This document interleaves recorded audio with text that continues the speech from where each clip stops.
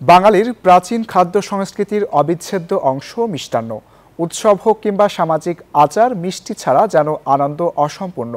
দেশের সীমানা পেরিয়ে এবার বাঙালির রসনা তৃপ্তির লক্ষ্যেই মালয়েশিয়ার মাটিতে যাত্রা শুরু করলো বিক্রমপুর মিষ্টান্ন ভাণ্ডার।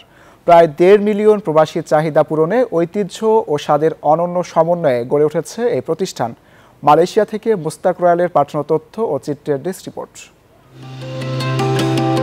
দেশের সীমানা পেরিয়ে এবার প্রবাসী বাঙালির রসনা তৃপ্তির লক্ষ্যেই মালয়েশিয়ার মাটিতে যাত্রা শুরু করলো বিক্রমপুর মিষ্টান্ন ভাণ্ডার।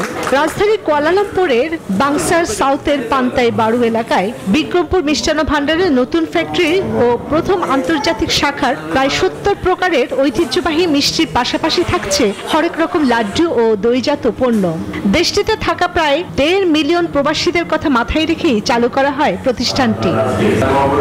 বান্ডেল থাকলে প্রতি সেনমানিতে টাকা বাঁচবে। বিকাশ সেনমানি বান্ডেল কিনে জিতুন প্রতি লেনদেনে।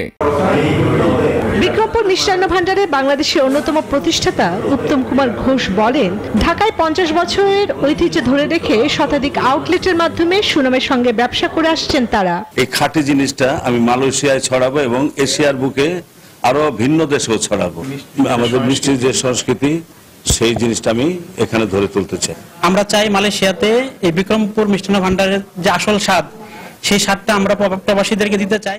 অনুষ্ঠানে প্রধান অতিথি হিসেবে উপস্থিত ছিলেন ইন্ডিয়ান মালয়েশিয়ান মুসলিম কমিউনিটি মালাবাড়ি মুসলিম জামাতের প্রেসিডেন্ট আব্দুল জাফর বিন সুলাইমান। বিশেষ অতিথি ছিলেন বিক্রমপুর মিষ্টান্ন ভাণ্ডারের মালয়েশিয়া পরিচালক আতিকুর রহমান ও কমিউনিটির নেতা নাসিরউদ্দিন সহ অনেকে। Desk report, news 24।